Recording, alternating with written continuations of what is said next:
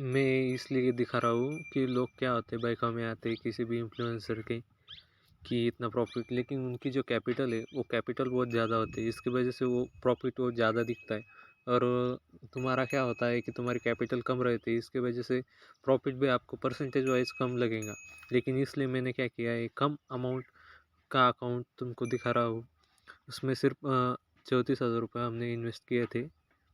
और वो हमने क्या किया है, अब स्टॉक को जो है हमने हमारे जो से इस ये सेटअप बन रहा था उसके हिसाब से मैंने एंट्री ली थी।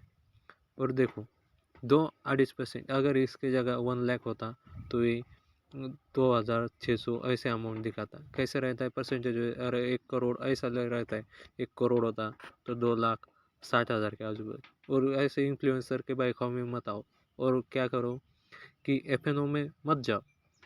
एफ में मत जाओ क्योंकि एफ में प्रॉफिट कभी नहीं होता। इसलिए इक्विटी मार्केट में क्या होता है, इक्विटी मार्केट के बहुत फायदे।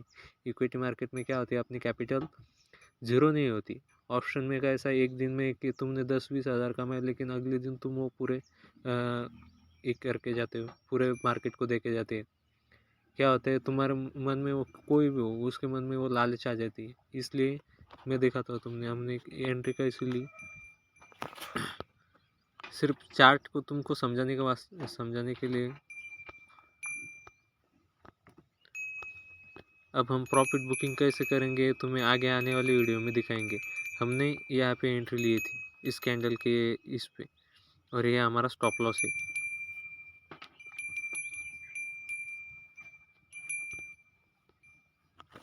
ये मेरा टारगेट रहेगा।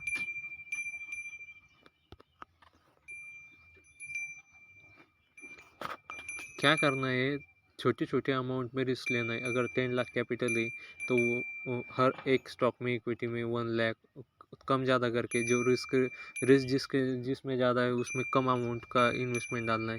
जिसमें रिस्क कम है मतलब कि मिड कैप में 70% डालने, स्मॉल कैप में 20% डालने, मिड कैप में 50% ये 40%। इसमें मिड कैप क्या होता है, मिड कैप की जो स्टॉक है वो बहुत स्पीड से चलते हैं। इसके जो अपने मिड कैप स्मॉल कैप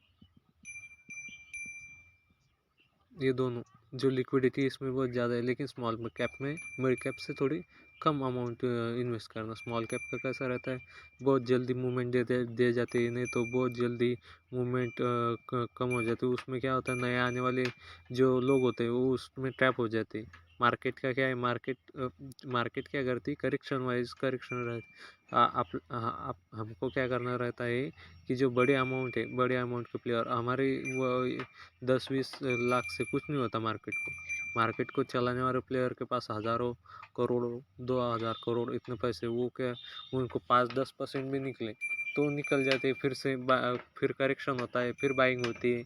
इस तरह से मार्केट चलता है।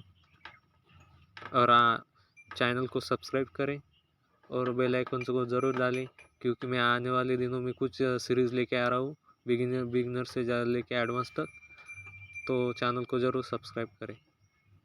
Thank you.